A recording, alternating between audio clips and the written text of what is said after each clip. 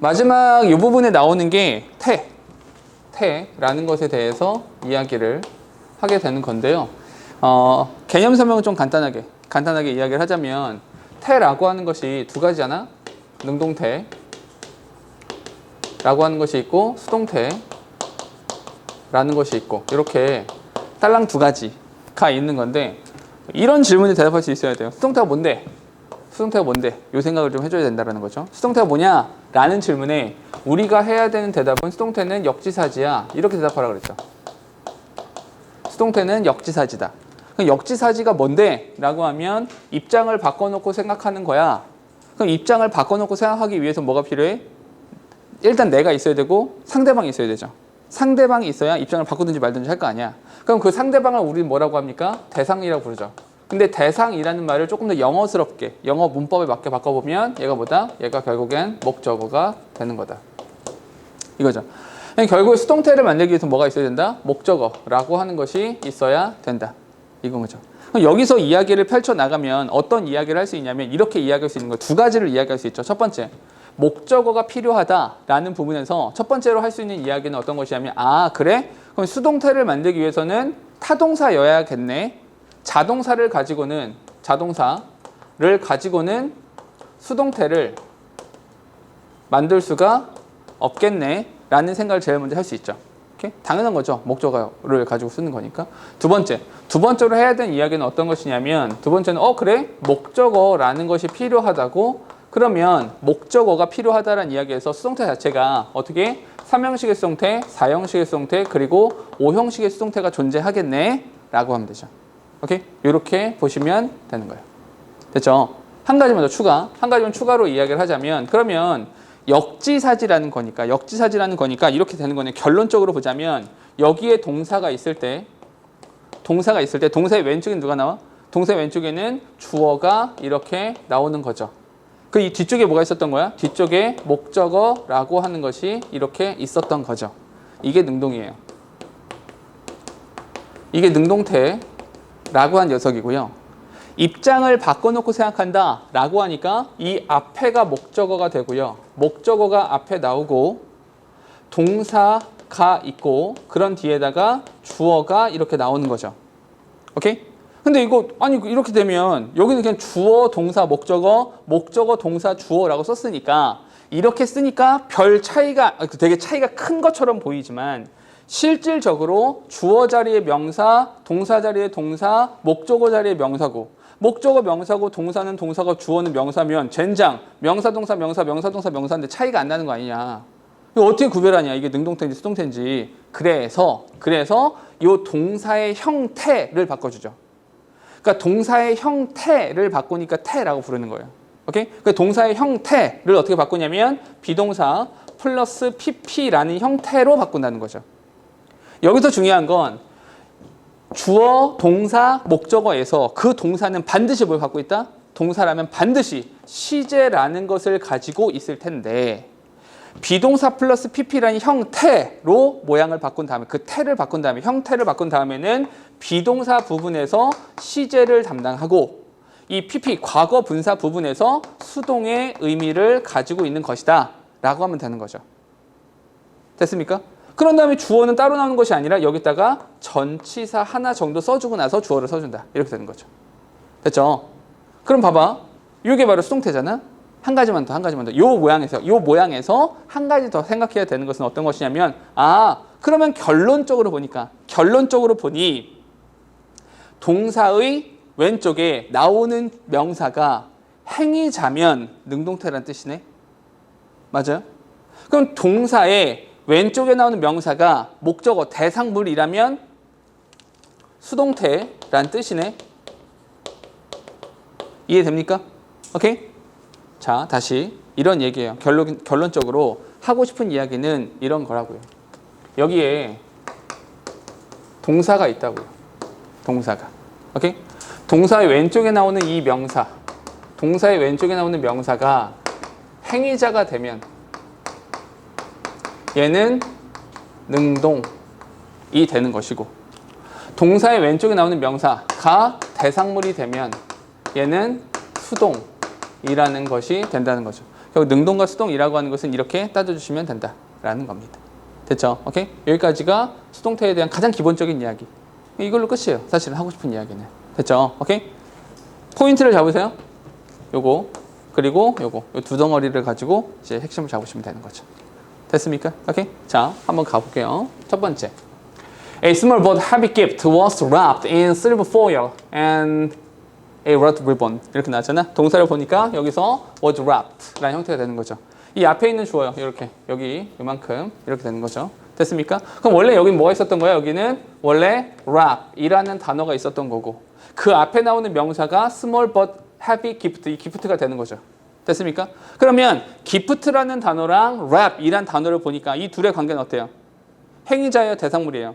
철저하게 대상물이죠. 오케이? 왜냐하면 gift가 wrap의 행위자가 될 수는 없어요.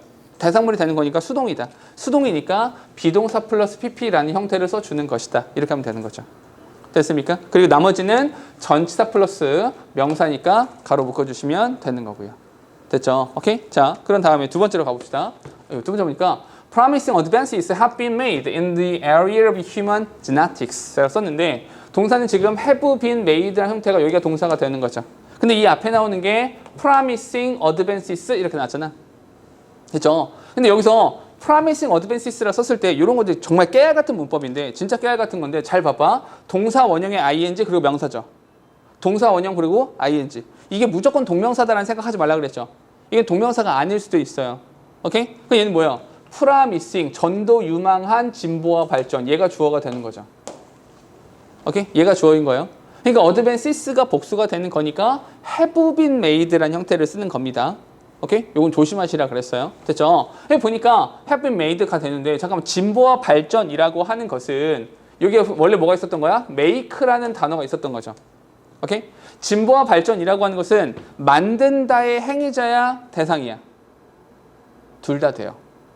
진보와 발전이라고 하는 것이 멋진 결과물을 만들어낼 수도 있고요. 누군가의 진보와 발전이 이루어질 수도 있는 거죠. 말이 됩니까? 둘 다 되는 거예요.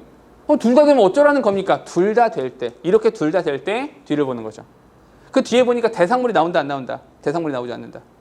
원래 얘가 만들어낸다라는 행위자였다면 뒤에 뭐가 있었어야 돼? 대상물이 있었어야 돼. 근데 없잖아요. 오케이? 그럼 그 목적어가 앞으로 왔다라고 봐야겠죠. 이해됩니까? 그럼 얘는 수동이 될 수밖에 없다. 그러니까 BPP가 들어가야 돼. 근데 잠깐만 모양이 좀 특이합니다. 왜 특이하게 돼? 여기서 have been made라는 형태가 나오는 것은 이렇게 되는 거죠. 아까 내가 이렇게 말했죠. 비동사 플러스 PP라는 부분이 수동이다. 근데 여기서 비동사 부분에서 시제를 담당한다. 이렇게 말했잖아. 그럼 우리 산수 하는 거죠. 산수. 어떤 산수를 하는 거야? 비동사 플러스 PP라고 하는 수동태가 있고 이 비동사 부분에다가 뭘 더하고 싶은 거야? 완료시제를 더하고 싶은 거죠. 완료. 공식이 뭐야? have 플러스 pp가 되는 거잖아. 이 두 개를 그냥 더하시면 되는 거죠. have가 그냥 내려오시고 비동사가 내려오다 pp를 만났으니까 bean이 되고 pp는 그냥 또 내려오시면 되는 거잖아. 그래서 have been pp라는 형태가 만들어지더라가 되는 거죠. 됐습니까? 여기서 그래서 have been made in the area of human genetics. 인간 유전학이라고 하는 영역에서 진보와 발전이라고 하는 것이 만들어졌습니다. 그렇죠? 이렇게. 그러니까 요 예문은 꽤 볼만합니다. 요거 그러니까 다른 예문들 특히 암기는 기본적으로 다 하는 건데 요거 꽤 괜찮아요. 오케이? 그러니까 수동태 자체에 대해서도 괜찮은데 요걸 가지고 수일치를 낼 수도 있는 거니까. 수일치 여기가 중요하다는 거예요. have. 오케이? 여기. 됐죠? 요거 하나 조심하셔라라는 거고요. 다음에 39번으로 가보죠. 39번은 별표 치시고요. 얘는 반드시 암기하세요. 반드시 암기하셔야 돼요. 얘 같은 경우는. 왜냐? 이유를 알려드릴게요. 여기서 한번 봅시다. 많은 선생님들이, 그러니까 꽤나 많은 선생님들이 너희들한테 이제 능동태, 수동태를 가르칠 때 가장 많이 하는 짓거리가 뭐냐면 하는 거야, 당하는 거야. 이렇게 많이 해요. 그래서 대부분의 아이들이 야, 수동태가 뭔데? 라고 물어보면 대부분의 아이들이 당하는 거예요. 이렇게 대답을 한다고요. 그렇게 좋은 거라고 생각되진 않아요. 그런 게 좋은 것 같진 않아요. 그런 것이. 왜냐하면 조금 애매해질 수 있거든요. 그런 부분들이. 그죠? 또 하나, 이보다 이제, 야, 영어는 되게 쉽게 공부하는 거야. 라고 외치는 그런 선생님들이 되게 많이 하는 말 중에 하나가 능동태를 쓸 것이냐, 수동태를 쓸 것이냐. 뒤에 명사 있으면 능동, 뒤에 명사 목적 없으면 수동. 이렇게 가르치시거든요. 그건 좋지 않아요. 그건 좋은 방법이 아니에요, 아예. 그러니까 안 좋은 방법이에요, 그거는. 그건 좋지 않다. 왜냐? 이런 거죠. 그렇게 주장하는 선생님들이 보통 중학교 때나 이렇게 많이 그렇게 가르치거든요. 쉽게 가르치실 때 그렇게 많이 하는데 뒤에 목적어 명사가 있으면 능동, 목적어가 없으면 수동 이렇게 말씀하시거든요. 근데 그건 철저하게 어디에서만 철저하게 삼형식에서만 통하는 이야기죠. 삼형식에서만 통하고 다른 데서는 통하지 않아요. 무슨 말이냐? 명사, 동사, 명사 이렇게 나왔다고요. 오케이? 얘가 앞으로 오죠. 그럼 비동사 플러스 PP가 되고요. 근데 얘는 그냥 오는 것이 아니라 전치사를 가지고 오죠. 우리 지난번에 말했지만 전치사 뒤에 명사를 쓰는 거야? 명사 앞에 전치사를 쓰는 거야? 전치사 뒤에다가 명사를 쓰는 게 맞아요. 명사 앞에 전치사가 놓인다라고 말해버리면 세상에 존재하는 모든 명사 앞에 전치사가 존재해야 된다고요. 그렇지 않잖아요. 오케이? 그러면 얘는 전치사 플러스 명사, 전명구다, 전치사 구다라고 부르는 게 맞죠. 전치사 구라고 하는 것은 형용사 또는 부사 역할을 한다고요. 중요하다, 안 중요하다? 안 중요해요. 그냥 필요 없는 거예요. 얘는 사실은. 이렇게 안 써도 돼요. 오케이? 애시당초에 수동태를 쓰겠다는 것 자체가 행위자가 아니라 대상물한테 관심이 있었다라는 뜻이니까요. 이해되시죠? 그러면 얘는 그냥 없어진다고 보시면 되는 거죠. 이렇게. 그래서 그 선생님들이 말씀하시는 게 뭐냐면 야 봐봐 동사 뒤에 목적어 명사 있잖아. 능동이야. 근데 얘는 보니까 이 동사 뒤에 비동사 플러스 PP 뒤에 없잖아. 얘는 수동이야. 이렇게 말씀하신다고요. 그럼 맞네. 그 말이 맞지 않습니까? 라고 말할 수 있는데 아니에요. 그렇게 하시면 안 돼요. 그게 좋은 방법이 아니라는 거죠. 왜요? 발레를 들어볼게요. 명사, 동사, 명사, 명사. 이건 어떻게 할 거예요? 이건 어떻게 할 거냐고요. 4형식이나 5형식이 될 수 있잖아요. 맞습니까? 그럼 이 상태가 됐을 때 얘가 앞으로 오면 얘 남잖아요. 맞습니까? 4형식에서 얘가 앞으로 오건 목적어 하나 무조건 남게 된다고요. 또 하나 5형식이라 할지라도 목적어 앞으로 왔을 때 목적 보호 자리에 있어서 명사가 남을 수 있어요. 즉 결론적으로 비동사 플러스 PP라는 형태를 썼는데도 그 뒤에 명사가 이렇게 하나 남아있을 수가 있다고요. 수동태인데도. 그럼 결론적으로 너희한테 하고 싶은 말이 뭐냐? 능동태를 쓸 것이냐 수동태를 쓸 것이냐를 뒤에 목적어 명사가 남아있냐 남아있지 않냐로 하지 말라고요. 그거 먼저 하는 게 아니라고요. 그럼 어쩌라고요? 잘 생각해보세요. 능동이냐 수동이냐는 이렇게 푸는 거죠. 그 동사의 왼쪽에 나오는 명사가 행위자냐 대상물이냐를 가지고 찾는 거죠. 이게 능동태. 그러니까 수동태가 뭐냐라는 것에 대한 본질적 질문을 해보면 수동태란 목적어를 앞에 쓰는 겁니다 라고 대답하면 아주 쉬워져요. 그러니까 앞에 나와 있는 게 목적어겠네. 그럼 얘가 대상물이겠네. 이렇게 판단하시는 거라고요. 이해되시죠? 그럼 다시 돌아와 볼게요. 얘가 이걸 왜 외워라 라고 하냐면 consider 이란 단어가 있어서 그래요. consider란 단어가 기본적으로 몇 형식이에요? 기본적으로 5형식 문장이에요. 뭐뭇을 뭐뭐라고 생각한다. 이런 뜻이니까 목적어를 목적 보호라고 생각해. 이렇게 되는 거잖아요. I consider him to be honest. 이렇게 나올 수도 있고요. I consider him my leader. 이렇게 말할 수도 있어요. 오케이? 나는 그를 내 리더라고 생각해. 이렇게 쓸 수도 있잖아요. 이해됩니까? 명사가 나오게 된다고요. 오케이? 조심하셔라. 자, golden poison frogs. 자, golden poison frogs. 황금독 화살 개구리래요. 처음 봤어요. 황금독 화살 개구리 이런 애가 있대요. 이 개구리가 컨시더의 행위자예요, 컨시더의 대상이에요. 둘 다 될 수 있을 것도 같죠. 만약 이게 이소무화라면. 오케이? 개구리가 생각해 보는 거지. 공주님한테 이 구슬을 갖다 주면 내가 왕자를 변신을 해서 오래오래 행복하게 살겠지. 뭐 이런 생각 할 수 있죠. 이소무화라면.